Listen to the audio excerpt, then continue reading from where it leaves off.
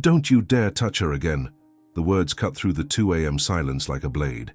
Andrew Castellano froze in the doorway of his mansion's kitchen, his hand still on the marble countertop. The voice, young, desperate, defiant, came from someone who shouldn't be there, someone who definitely shouldn't be washing his dishes at this ungodly hour. A girl, 18, maybe 19, auburn hair cascading down her shoulders, sleeves rolled up to her elbows, scrubbing plates with mechanical precision. But it was her whispered phone conversation that made Andy's blood run cold. "Mom, please, I can handle this. Just stay in the bedroom and don't come out until he's gone." The girl, Sarah, he realized Elena's daughter, gripped the phone tighter. Her knuckles were white against the device. "I don't care what he says about the money. I'm not letting him hurt you anymore." Andy stepped back into the shadows, his mind racing. Elena Rodriguez had been his housekeeper for 2 years. Quiet, efficient, beautiful in a way that made him forget his own rules about mixing business with anything else. But this was new. Hey everyone! Before we dive deeper into this incredible story, make sure you hit that subscribe button and let me know in the comments where you're watching from tonight. I love connecting with all of you. And if you're enjoying this drama as much as I am, give it a thumbs up. It really helps. Now let's see what Andy does next. Sarah ended the call and returned to the dishes, but her hands were shaking now. Andy noticed the fresh bruise on her wrist, purple and ugly against her pale skin. That's when it clicked. Elena had been different lately, jumpy, always checking her phone, making excuses about why she needed to leave early or arrive late. He'd assumed it was personal drama, maybe a boyfriend causing problems. He'd been respectful, kept his distance, but this wasn't a boyfriend problem. This was something much darker. Andy emerged from the shadows, his Italian leather shoes silent on the kitchen tiles. Sarah spun around, dropping a plate. It shattered against the floor, porcelain fragments scattering like broken promises. "Mr. Castellano," she gasped, her face going pale. "I'm so sorry. I didn't know you were... Where's your mother?" His voice was controlled, dangerous, the same tone he used in board meetings where millions were decided and lives were changed. Sarah's eyes darted toward the staff quarters. She's not feeling well. I offered to finish her work. At 2 in the morning. The lie hung between them like smoke. Andy stepped closer, glass crunching under his feet and Sarah backed against the sink. But Andrew Castellano hadn't built his empire by ignoring the obvious. Something was very, very wrong. Elena Rodriguez pressed her back against her bedroom door, listening to the silence that followed Sarah's footsteps. The ice pack against her cheek had long since melted, leaving only cold water dripping onto her uniform. Marcus was gone, for now, but he'd be back. He always came back. 3 months since his release from county jail, and already he'd found her. Already he'd discovered where she worked, where Sarah attended college, where they'd tried to build a life without him. "I'm still your husband," he'd whispered earlier, his breath hot against her ear as he'd cornered her in the mansion's laundry room. "Still have rights." Elena touched her wedding ring, the one she couldn't afford to remove, the one that kept him legally bound to her, the one that was supposed to protect her, but only seemed to trap her instead. A soft knock interrupted her thoughts. "Mom?" Sarah's voice, careful and concerned. "Come in, baby." Sarah slipped inside, her college textbooks clutched against her chest. At 18, she looked so much like Elena had at that age. Before Marcus, before the fear, before the careful way she'd learned to move through the world. "He's gone," Sarah said. "I finished the kitchen. Mr. Castellano came downstairs, though. He saw me." Elena's heart stopped. "What did he say?" "Asked where you were. I told him you weren't feeling well."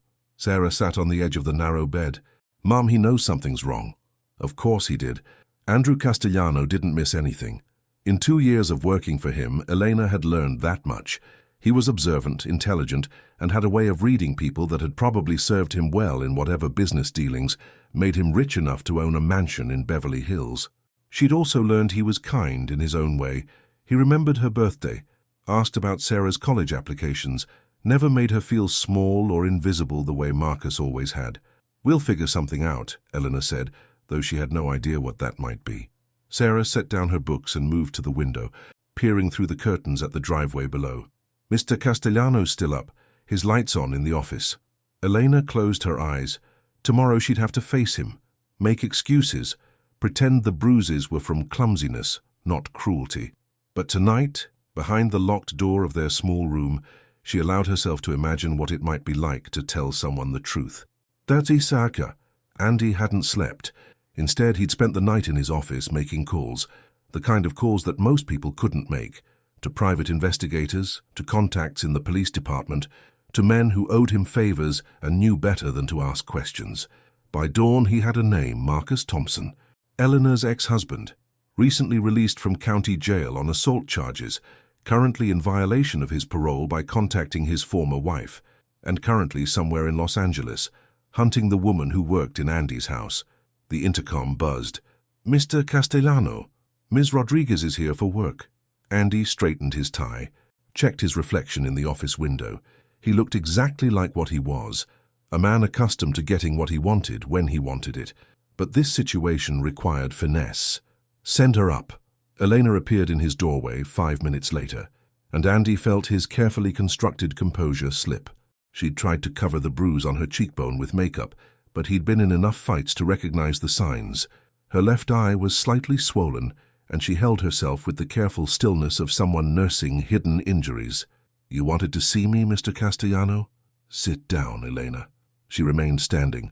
"If this is about Sarah last night, I can explain—" "Sit down." The command in his voice made her eyes widen, but she obeyed, perching on the edge of the leather chair across from his desk. Andy poured 2 cups of coffee from the service tray, added cream to hers the way he'd observed she liked it, and slid it across the mahogany surface. "Tell me about Marcus Thompson." Eleanor's cup rattled against the saucer. Coffee sloshed onto the desk, dark against the polished wood. I don't know what you mean." "Eleanor." Andy leaned back in his chair, his voice gentle but implacable. "I know he was here last night. I know he hurt you. And I know you're afraid." She stared at the coffee stains spreading across his expensive desk, her hands clasped so tightly in her lap that her knuckles were white. "He's my husband," she said finally. It's complicated." "Complicated how?" "He hits you. You call the police." Elena laughed.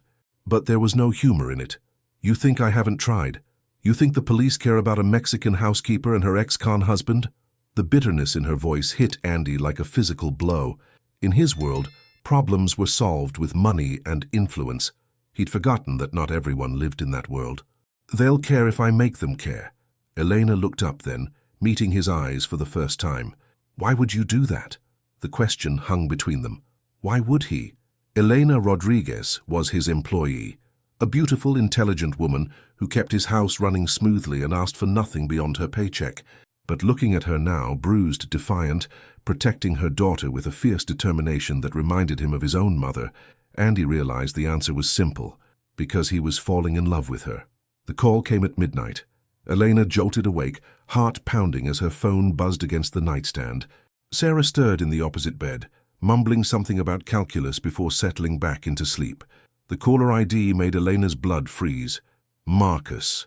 She slipped out of bed and into the hallway, pressing the green button with trembling fingers. "Hello, sweetheart." His voice was silk over steel, the tone he'd used during their courtship, before she'd learned what lay beneath the charm. "Miss me? Leave us alone, Marcus." "Can't do that, baby. You're my wife. Sarah's my daughter." "Stepdaughter," Elena corrected, venom creeping into her whisper. "And you lost any claim to her the night you put your hands on her." "That was an accident. I was drunk, upset about losing the job." "You were drunk every night for 3 years." Eleanor heard movement from the main house, footsteps on marble floors. Andy, probably checking the security system the way he did every night before bed. She'd learned his routines over 2 years of invisible observation, the way he loosened his tie when he thought no one was watching, how he stood at the kitchen window with his coffee each morning, looking out at the pool like he was solving the world's problems in his head. "I know where you work," Marcus continued. "Fancy place. Rich boss. Bet he doesn't know about your past, does he?" "About the arrest." Elena's chest tightened. The arrest had been dropped, self-defense against Marcus himself, but the record existed. In her world, that was enough to destroy everything she'd built. "What do you want?" "What's mine?" "You. Sarah. The life you stole when you had me arrested." "I didn't." "Tomorrow night, Griffith Observatory, 9 p.m. Come alone or I start making calls. Your boss, Sarah's college, the immigration office." The line went dead. Eleanor sank against the wall, phone clutched to her chest. Immigration office. Marcus knew exactly which threat would work. Her papers were legitimate, earned through years of legal process. But in the current climate, any scrutiny was dangerous. Light footsteps approached from the direction of the main house. Elena looked up to find Andy at the end of the hallway, wearing pajama pants and a white t-shirt that stretched across his chest in ways that made her forget how to breathe. "Everything okay?" His voice was low, concerned. "Yes," she said automatically. "Just couldn't sleep." Andy moved closer, and Eleanor caught the scent of his cologne, something expensive and masculine that always made her pulse quicken when she cleaned his bedroom. "Eleanor." He stopped just close enough that she could see the concern in his dark eyes. "Whatever it is, you don't have to handle it alone." For a moment, she imagined telling him everything, imagined what it might feel like to have someone like Andrew Castellano fighting her battles, protecting her daughter, keeping her safe. But men like Andy lived in a different world, one where problems were solved with money and power, where violence was abstract and clean. Marcus's world was ugly, desperate, filled with threats that would stain anyone who touched them. She couldn't drag Andy into that darkness. "I know," she said softly. "Thank you." He studied her face for a long moment, then nodded. "Good night, Elena." As he walked away, Eleanor realized she might be in love with two different kinds of dangerous men. The difference was, only one of them would destroy her. Andy watched Elena through his office window as she trimmed roses in the garden below. Even from 3 stories up, he could see the tension in her shoulders, the way she kept glancing toward the street as if expecting trouble. His phone rang. Vincent, his head of security. "You were right about Thompson," Vincent's gravelly voice reported. "He's been staying at a motel on Sunset paying cash. Clean record except for the domestic violence conviction, but my contacts say he's been asking questions around town." "What kind of questions?" "About you. Your business, how much money you have, what kind of security you run here." Andy's jaw tightened. Marcus wasn't just threatening Elena, he was potentially scouting Andy's operation. That made it personal in ways the ex-husband couldn't imagine. "Keep watching him, and Vincent, if he comes near this property again, call me first." "Yes, sir." Andy ended the call and returned to watching Elena. She'd moved to the white roses near the pool, working with a focused intensity that he recognized. It was the same way he approached problems in his business. Methodical, controlled, channeling emotion into action. His assistant knocked and entered. "Mr. Castellano, Ms. Rodriguez asked me to give you this."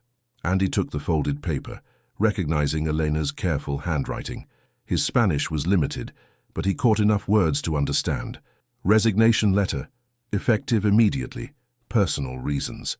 He was downstairs and in the garden before he'd consciously decided to move. "No." Eleanor looked up from the roses, startled. A thorn had caught her thumb, leaving a small bead of blood on the white petals. "Mr. Castellano, No." Andy crossed to where she knelt, towering over her in a way that would have intimidated most people. Elena simply tilted her chin up to meet his gaze, defiant even on her knees. "You don't understand. I understand that Marcus Thompson is threatening you. I understand that you think running will solve the problem." Andy crouched beside her, bringing them to eye level. "What I don't understand is why you won't let me help." Elena's eyes filled with tears she refused to shed. "Because men like you don't get involved with women like me. Because this is my mess, my past, my responsibility. Men like me, rich, powerful, clean." She gestured between them. "Look at us, Andy. Really look. I'm a housekeeper with an ex-convict husband and a daughter. I'm trying to put through college on minimum wage. You're everything I'm not." Andy reached out, gently taking her injured hand in his. Her blood stained his fingers, warm and real in a way that his sterile, controlled world rarely allowed. "You want to know what I see when I look at you?" His voice was rough with an honesty that surprised them both. "I see someone who gets up every morning and fights for what matters, who raises a brilliant daughter alone, who makes my house feel like a home instead of a museum." Elena stared at their joined hands. "Andy, I see the woman I'm falling in love with." The words hung between them like a bridge neither was sure they should cross. Around them, the roses bloomed in defiant beauty, proof that something lovely could grow even in the shadow of thorns. But love, Andy was learning, wasn't enough to keep the darkness away. It only made the light worth fighting for. Griffith Observatory at night was beautiful and treacherous, a perfect metaphor for Elena's life. She sat on a bench overlooking Los Angeles, the city sprawling below like a circuit board of dreams and broken promises. 9:15. Marcus was late, which meant he was probably watching, making sure she'd come alone. She had, despite Andy's furious protests. "This is insane," he'd argued earlier, pacing his office like a caged panther. "Let me handle this. I have resources, connections. And what happens when those connections dig into your business? When they start asking why Andrew Castellano cares about a domestic violence case?" That had silenced him because they both knew the answer. Andy's empire wasn't built entirely on legitimate foundations. Too much scrutiny would hurt him more than it would help her. Elena. She turned to find Marcus emerging from the shadows near the telescope. 3 months in county jail had made him leaner, hungrier. Prison tattoos crawled up his forearms, crude and violent. Nothing like the artistic ink that decorated Andy's shoulders. "You look good," Marcus said, settling beside her on the bench without invitation. "Wealthy life suits you. What do you want?" "Straight to business." "I like that." Marcus smiled, and Elena remembered why she'd fallen for him initially. He could be charming when he wanted something. "I want what any husband wants, his family back. We're divorced. Paperwork. We both know the church doesn't recognize—" "Don't." Eleanor's voice was ice. "Don't you dare bring religion into this. You lost the right to talk about sacred bonds the first time you hit me." Marcus's facade slipped for just a moment, revealing the anger beneath. "You think your boss is going to protect you? Think he actually cares about some hired help? Andy's not—" "Andy?" Marcus laughed. "First names now. Elena, baby. Men like that don't marry women like you. They use them. And when they're done, they throw them away." Eleanor stood to leave, but Marcus caught her wrist. His grip was firm, possessive, designed to remind her of his strength. "Sit down. We're not finished." "Yes, we are." A new voice cut through the night air, deep, controlled, deadly. Andy stepped out of the darkness near the parking lot, and Elena's heart sank. He'd followed her despite her explicit instructions to stay away. Marcus released her wrist and stood slowly, sizing up the newcomer. At 6'2", with the build of someone who'd learned to fight before he'd learned to delegate, Andy was physically impressive. But Elena knew Marcus had spent 3 months in an environment where survival meant constant violence. "Andrew Castellano," Marcus said. "Heard a lot about you. Wish I could say the same." Andy moved with predatory grace, positioning himself between Marcus and Elena. She could see the tension in his shoulders, the careful way he balanced his weight.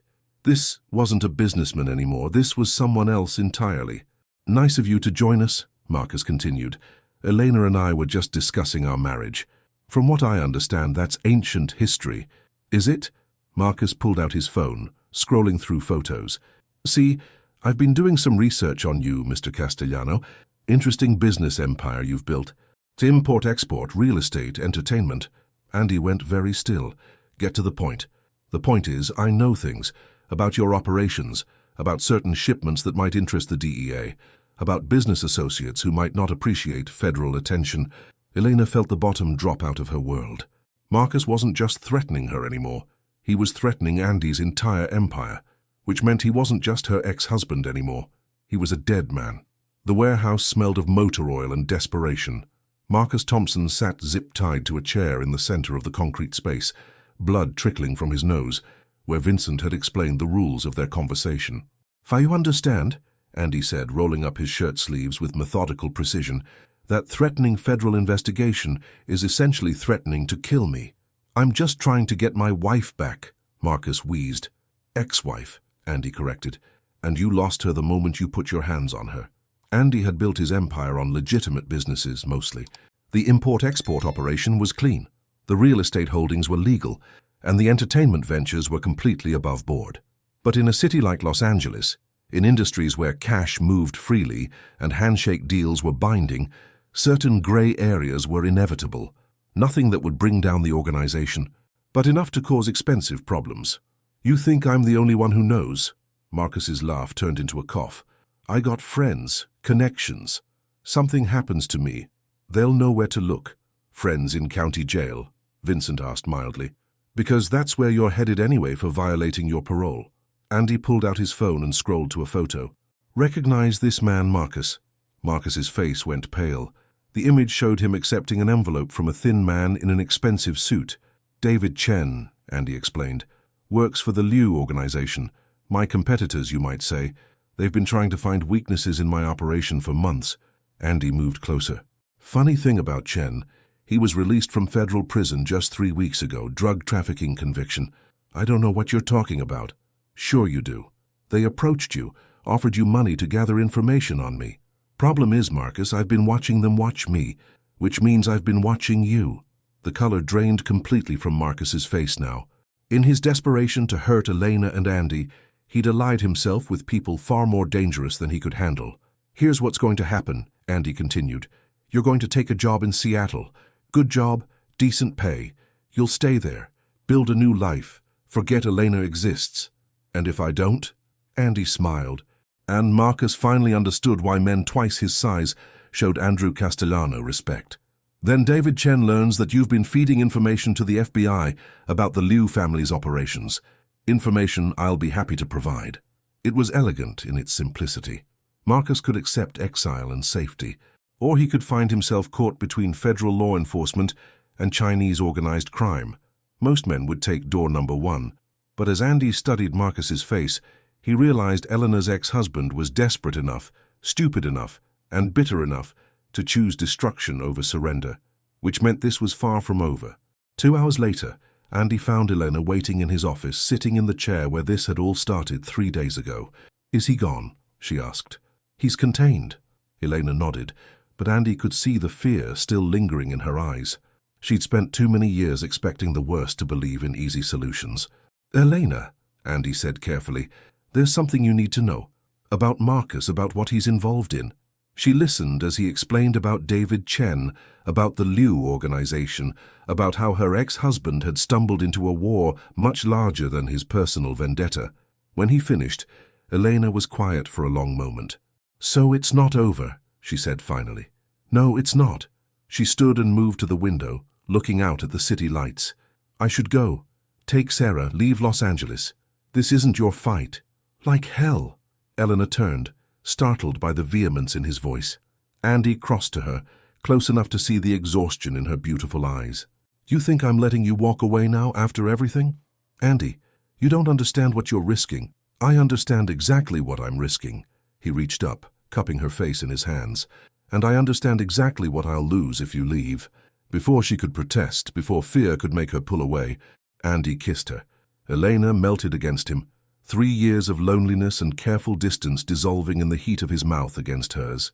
She tasted like hope and tragedy, like the promise of something beautiful built on dangerous foundations.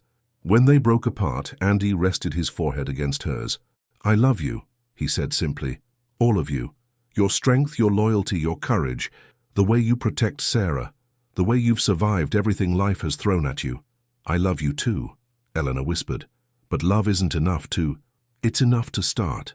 Andy was wrong about many things that night, but he was absolutely right about that. Sarah Rodriguez had inherited her mother's intelligence and her father's stubbornness, a combination that made her dangerous when cornered. She'd been watching from her dorm room window for 3 hours when the black sedan finally appeared, 3rd time this week. Same license plate, same 2 men in cheap suits who thought they were being subtle. Marcus's friends, obviously. Sarah grabbed her laptop and phone, stuffed them into her backpack along with the pepper spray Andy had given her just in case, and slipped out of her room. If these men thought they could intimidate an 18-year-old college student, they were about to learn why she'd earned a full scholarship to UCLA. The emergency stairs were empty, security cameras disabled by a computer virus Sarah had written during freshman orientation. She'd learned early that sometimes survival required bending rules. Her phone buzzed, a text from an unknown number. Pretty girl like you shouldn't be walking alone at night. Sarah's blood chilled. They had her number, which meant they'd been watching longer than she'd realized. Another text. Your mom's boyfriend can't protect everyone. Tell him David Chen sends his regards. Sarah smiled grimly and typed back. And, tell David Chen that Sarah Rodriguez sends hers. Then she activated the recording app she'd designed for her computer science project and called 911. This is UCLA student Sarah Rodriguez. I'm being stalked by 2 men in a black sedan, license plate 7G4R8S2. They're parked outside Reber Hall and have been following me for 3 days. I'm in immediate fear for my safety. She provided her location, her student ID number, and a detailed description of the men. Then she called Andy. Sarah, what's wrong? Your business associates are harassing college students now, she said, ducking behind a maintenance shed. Might want to handle that before it becomes a campus safety issue. Where are you? Safe. But Andy, next time someone threatens my family, tell them to do their research first. What do you mean? Sarah smiled as police sirens wailed in the distance. I mean, I'm a computer science major with a focus on cybersecurity, and I just uploaded everything I found in David Chen's email server to a very secure FBI database. The line went quiet. Sarah, Andy said carefully, what exactly did you find? Drug routes, money laundering schemes, names, dates, locations. Sarah watched from her hiding spot as campus security and LAPD surrounded the black sedan. Oh, and communications planning to kidnap a federal witness. Jesus Christ, that witness being me. Apparently, David Chen is very unhappy about whatever you did to Marcus. Sarah heard Andy shouting orders to someone on his end, heard car doors slamming and engines starting. Stay exactly where you are, Andy commanded. Vincent's on his way with a security team. Already handled, Sarah said, as the two men were pulled from their car in handcuffs. But Andy, we need to talk about Mom, about you, about what happens next. Sarah, I know what you are, she interrupted. I've known since the second week Mom worked for you. I know about the shipping manifests that don't match the customs declarations. I know about the cash transactions that bypass standard banking protocols. Andy was silent for so long, Sarah wondered if the call had dropped. And, he said finally, and I know you love my mother. I know you'd die before letting anyone hurt her. I know you've given us something we never thought we'd have. Safety, security, hope for the future. Sarah stepped out from behind the shed, watching the police cars drive away with Chen's men. So here's what's going to happen, she continued. You're going to marry Mom. You're going to keep her safe forever. And in exchange, I'm going to make sure your digital security is so airtight that the FBI couldn't find evidence of jaywalking. Sarah, I'm not asking for your permission, Andy. I'm telling you how this works. My family doesn't get threatened. My family doesn't get used as leverage. And anyone who tries learns why pissing off a Rodriguez woman is the last mistake they'll ever make. In the background, Sarah heard Elena's voice asking what was happening. Your daughter, Andy said. Awe and terror mixing in his voice, is going to rule the world someday. Probably, Sarah agreed. But tonight, I'm just protecting what's mine. She ended the call and headed back to her dorm, already planning her next move. David Chen had made this personal. Now he was going to learn what that really meant. Thus, the Liu organization had made two critical errors. First, they'd underestimated Andrew Castellano's willingness to escalate. Second, they'd threatened Elena Rodriguez's daughter. Chen's holding Marcus at a warehouse in Chinatown, Vincent reported, spreading surveillance photos across Andy's desk. 12 men armed, rotating shifts every 6 hours. Andy studied the images, calculating angles and vulnerabilities the way he'd learned from his father 20 years ago, before legitimacy, before clean money and respectable businesses. He wants a meeting, Andy said. It wasn't a question. Tomorrow night. Neutral ground, he says. Just you and him. Elena appeared in the doorway, Sarah beside her. Mother and daughter looked like they'd been crying, but their eyes held the same fierce determination. You're not going, Elena said. Eleanor, no. She moved into the room, Sarah flanking her like a bodyguard. I won't lose you to my past. I won't let Marcus destroy the best thing that's ever happened to me. Andy's chest tightened. Even now, facing a war that could destroy everything he'd built, Elena was worried about him. Chen doesn't want to kill me, Andy explained. He wants to absorb my operation. Take over the shipping routes, the legitimate businesses, the political connections. And Marcus. Marcus is leverage. Chen thinks I'll trade my empire for your ex-husband's life. Sarah snorted. He really doesn't know our family very well, does he? Despite everything, Andy smiled. Sarah Rodriguez was going to be a force of nature, was already becoming one. She'd spent the morning systematically destroying David Chen's digital infrastructure, turning his own security systems against him. There's another option, Elena said quietly. Everyone turned to her. I meet with Chen. Trade myself for Marcus. Absolutely not. Andy, listen. No. Andy's voice carried the authority of someone accustomed to absolute obedience. I don't negotiate with the lives of people I love. Elena's breath caught at the casual way he'd said it. People I love. As if she and Sarah had become as essential to him as breathing. Then what? She asked. Andy looked at the surveillance photos, then at Vincent, then at the woman who'd changed everything about his carefully ordered world. Then we end this. Permanently. He moved to the wall safe, entering a combination that only he knew. Inside, beneath legal documents and emergency cash, lay a phone. Encrypted, untraceable, connected to numbers he hadn't called in 5 years. Vincent, get Elena and Sarah to the safe house in Malibu. Full security detail. Andy, what are you doing? Eleanor's voice was sharp with fear. Andy activated the phone and scrolled to a contact labeled simply, Brooklyn. I'm calling my brother. Eleanor's eyes widened. In 2 years of working for Andy, she'd never heard him mention family. Your brother? Michael Castellano. He handles different kinds of problems than I do. The call connected on the first ring. Andy. Michael's voice was rough, amused. Figured you were dead or in witness protection. 5 years without a call. I need a favor, Mikey. Must be some favor if you're using that phone. Andy looked at Elena, memorizing her face in case this went wrong. Someone threatened my family. The line went quiet. In the Castellano family, there was no greater sin than threatening family. Address, Michael said simply. Andy rattled off the warehouse location, Chen's known associates, the scope of the problem. Give me 12 hours, Michael said. Mikey, 12 hours, Andy. And next time you fall in love, introduce me to the girl before she gets threatened by Chinese gangsters. The line went dead. Andy turned to find Elena staring at him with a mixture of terror and admiration. What have you done? She whispered. What I should have done the moment Marcus laid hands on you, Andy said. I've reminded everyone in this city that some lines can't be crossed.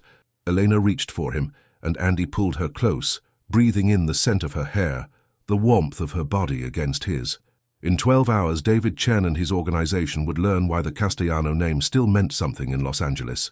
But first, Andy had something more important to do. He had a proposal to plan. The warehouse was empty when LAPD arrived at dawn. 12 men, gone. David Chen, vanished.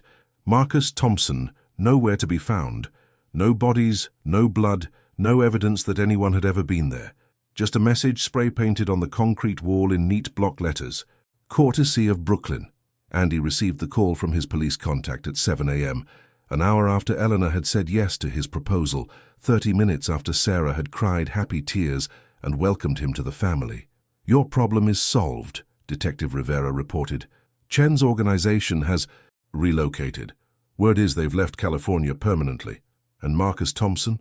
No sign of him, but Andy. Officially, I never saw anything. Understood? Andy understood perfectly. In a city where legitimate business and underground power structures intersected, some favors were never recorded, never acknowledged, never repaid. He found Elena in the kitchen of the Malibu safe house, making breakfast for the security team with the same efficiency she'd shown in his mansion. Even in crisis, even in hiding, she took care of people. It's over, he said. Elena turned, studying his face. Really over? Chen's gone, his organization is gone, Marcus. Andy paused, choosing his words carefully. Marcus is no longer a problem. Elena nodded, asking no further questions. Some knowledge was too dangerous, even for wives-to-be. What happens now? She asked. Andy pulled her into his arms. Right there in front of Vincent and the security team, not caring who saw, not caring about the careful professional distance he'd maintained for 2 years. Now we go home. Now we plan a wedding. Now Sarah gets the college graduation party she deserves, and we figure out how to be a family. Elena smiled against his chest. A family. The Rodriguez Castellano family has a nice ring to it. You know Sarah's going to want to hyphenate her name for college applications. Sarah can call herself whatever she wants. She's earned it. They stood together in the morning light streaming through the safe house windows, and Andy marveled at how completely his world had changed. A week ago, his biggest concern had been a shipping delay from Hong Kong. Now he was planning a future with a woman who'd brought light into spaces he hadn't realized were dark. Sarah appeared in the doorway, laptop in hand. Hey, Dad. The word hit Andy like a physical blow. Dad said casually, naturally, like she'd been testing it out and decided it fit. Find something interesting? He asked, nodding at her computer. Marcus Thompson's death certificate, Sarah said matter-of-factly. Issued this morning. Heart attack, apparently. Very sudden, very convenient. Eleanor stiffened in Andy's arms. "Sarah," she said carefully. "Mom, I'm not 5 years old. I know what happened." Sarah moved to the coffee pot, pouring herself a cup with steady hands. "I also know that some people deserve what they get." She took a sip of coffee and looked directly at Andy. "I know you didn't ask your brother to kill him. I know you probably asked him to make Marcus disappear, start over somewhere far away." Andy said nothing, but Sarah smiled. "I also know that Marcus Thompson was stupid enough to try to run when your brother came calling. And when you run from the kind of men who do favors for Andrew Castellano," she shrugged elegantly, "well, play stupid games, win stupid prizes." Elena stared at her daughter. "When did you become so ruthless?" Sarah suggested. "When someone threatened my family. When I realized that being nice and following rules doesn't protect the people you love." She set down her coffee cup and moved to hug them both. "I'm glad Marcus is dead," she said simply. "I'm glad Chen is gone. I'm glad we're safe. And I'm glad I have a father who loves us enough to cross lines he probably never wanted to cross." Andy felt something break open in his chest, some final wall he'd been keeping between his legitimate life and the darkness that had shaped him. Sarah was right. He'd crossed lines for Elena and her daughter. He'd made choices that couldn't be undone, called in favors that had prices he was still calculating, and he'd do it all again in a heartbeat, because this was what family meant in his world. Protection without limits, love without conditions, power used not for profit, but for the people who mattered most. 6 months later, Elena Rodriguez became Elena Castellano, in a ceremony that would be talked about in Los Angeles society circles for years. Not because of the expense, though Andy had spared nothing. Not because of the guest list, though it included politicians, business leaders, and people whose names appeared in newspapers for both legal and questionable reasons, but because of the moment when 18-year-old Sarah Rodriguez stood up during the reception and gave a toast that left half the room in tears. "A year ago," Sarah said, champagne flute raised, "my mother and I were surviving, hiding from a man who thought love meant ownership, who confused fear with respect." She paused, looking directly at Andy. "Then my mom met someone who showed her what love actually looks like, someone who fought for her without being asked, who protected us without expecting anything in return, who proved that real strength isn't about hurting people weaker than you, it's about using your power to lift them up." Elena was crying openly now, and Andy felt his own eyes burn. "Andrew Castellano," Sarah continued, "you didn't just marry my mother today, you saved our lives. You gave us hope. You showed us that happy endings aren't just fairy tales." She raised her glass higher. "So here's to my parents, because Andy, you've been my father since the moment you decided my mom was worth fighting for. Here's to love that conquers fear. Here's to families that choose each other. And here's to the future, which looks a hell of a lot brighter than the past." The applause was thunderous, but Andy barely heard it. He was too busy kissing his wife, holding his daughter, marveling at how a midnight encounter in his kitchen had led to this moment. Later, during the father-daughter dance that had become the evening's emotional climax, Sarah whispered in his ear, "You know I ran a full background check on you before Mom fell in love, right?" Andy chuckled. "Of course you did. Import-export businesses with irregular shipping patterns, real estate holdings purchased through shell corporations, entertainment ventures that generate suspiciously high cash flow, and," Sarah spun under his arm, graceful in her bridesmaid dress, "and I figured out pretty quickly that my new father is either very bad at legitimate business or very good at illegitimate business. What do you think?" "I think Andrew Castellano doesn't do anything badly." They danced in comfortable silence for a moment. "Does it bother you?" Andy asked finally. Sarah looked across the dance floor to where Elena was talking with Vincent's wife, laughing at something that made her face glow with happiness. "You want to know what bothers me," Sarah said. "The idea that my mum might have lived her whole life afraid if she hadn't met you. The thought that I might have spent college looking over my shoulder, waiting for Marcus to show up." She met Andy's eyes. "Whatever you've done, whatever you've built, whatever lines you've crossed, it gave you the power to protect us when we needed protection. It gave you resources to solve problems that normal people can't solve. That's not exactly a ringing endorsement of my life choices." Sarah smiled, and Andy saw Elena's strength shining through her daughter's features. "Dad," she said, using the title that still made his heart skip, "I don't need you to be perfect. I need you to be exactly who you are, the man who moved heaven and earth to keep his family safe, The song ended and Sarah hugged him tightly. "Besides," she whispered, "someone has to keep your digital security up to date, and I'm thinking the family business could use some modernization." Andy pulled back to look at her. "Sarah, I start MIT next fall, computer science and business administration double major. Figure I'll be ready to take over operations in about 6 years." Before Andy could respond, Eleanor appeared beside them. "What are you two plotting?" "World domination," Sarah said cheerfully. "The usual." Eleanor shook her head, but smiled. "Well, just remember, family dinner is still at 6 p.m. every Sunday, no matter how many empires you're running." Andy looked at his wife, at his daughter, at the life he'd somehow stumbled into by following his heart instead of his head. A year ago, he'd been a man alone in a mansion, wealthy but isolated, powerful but empty. Tonight he was surrounded by love, laughter, and the kind of loyalty that couldn't be bought or negotiated. It had taken him 42 years to understand the difference between having everything and having what mattered. But some lessons were worth the wait. 2 years later, Andy stood in the maternity ward of Cedars-Sinai Medical Center, holding his newborn son, and marveling at how such a tiny human could completely reorganize a man's priorities. "He's perfect," Elena whispered from the hospital bed, exhausted but radiant. "He's ours," Andy corrected, carefully adjusting the blanket around little Michael Rodriguez Castellano, named for the uncle who'd helped make this family possible. Sarah burst through the door, still in her MIT sweatshirt, laptop bag slung over her shoulder. She'd flown in from Boston the moment Elena went into labor, abandoning her midterm exams without a second thought. "Let me see my brother," she demanded, washing her hands with the thoroughness of someone who'd spent 2 years studying precision and protocol. Andy carefully transferred the baby to his daughter's arms, watching Sarah's face transform as she looked down at her little brother. "Hey, Michael," she whispered. "I'm Sarah. I'm going to teach you how to hack into Pentagon databases and run multinational corporations. But first, we need to talk about proper digital security for infant monitoring systems."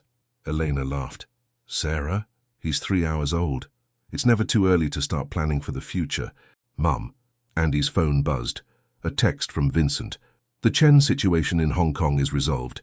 The shipping routes are secure.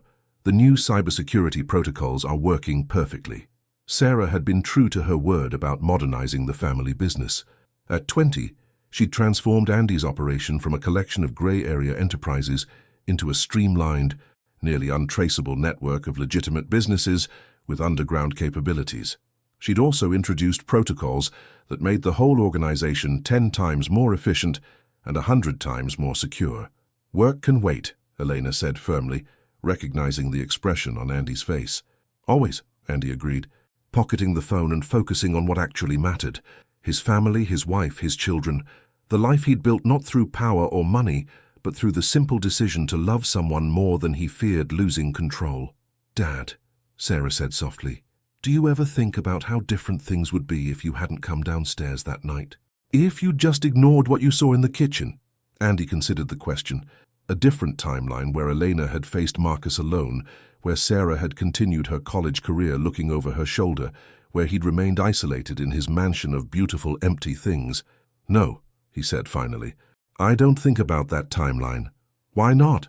Andy looked at his wife, still beautiful, even exhausted from 18 hours of labor, at his daughter, brilliant and fierce, and already planning her little brother's future, at his son, perfect and innocent, and completely dependent on the family that would shape his world.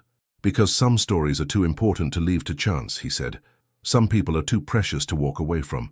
Some love is too powerful to ignore, even when it's inconvenient, even when it's dangerous, even when it changes everything about who you thought you were." Elena reached for his hand, intertwining their fingers with the ease of 2 years of marriage and a lifetime of commitment ahead. "I love you, Andrew Castellano," she said. "I love you too, Elena Rodriguez Castellano." Sarah cleared her throat. "And I love both of you, but I think Michael needs a diaper change. And frankly, this seems like a job for the experienced parents." As Andy took his son back and Elena guided him through the basics of infant care, Sarah settled into the chair by the window and opened her laptop.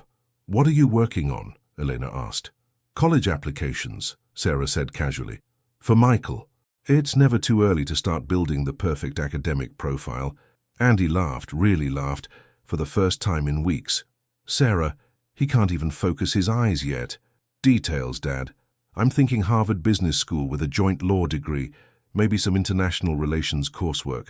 Got to be ready to take over the empire when you're ready to retire. What empire? Elena asked innocently. We're in the import-export business. Sarah and Andy exchanged a look. Of course, Mom, Sarah said solemnly. Import, export. Completely legitimate import, export. Elena smiled and closed her eyes, one hand on Andy's arm, utterly content in a way that still amazed him after 2 years of marriage. Outside the hospital window, Los Angeles sparkled in the afternoon sun, a city of dreams and second chances, of reinvention and renewal. Andy had come to this city 25 years ago, as a young man with more ambition than wisdom, building an empire that had brought him wealth, power, and a kind of respect that came from fear rather than love. But sitting in this hospital room, holding his newborn son while his wife dozed and his daughter planned their family's future, Andy realized he'd finally built something worth having, a legacy that had nothing to do with money and everything to do with love, a story that began in darkness but found its way to light, a life that proved sometimes the most dangerous thing you can do is open your heart, and sometimes that's exactly the risk worth taking.